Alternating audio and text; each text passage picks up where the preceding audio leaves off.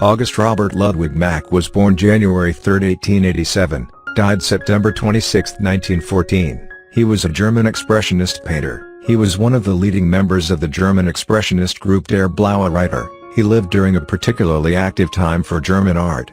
He saw the development of the main German Expressionist movements as well as the arrival of the successive avant-garde movements which were forming in the rest of Europe. As an artist of his time, Macke knew how to integrate into his painting the elements of the avant-garde which most interested him.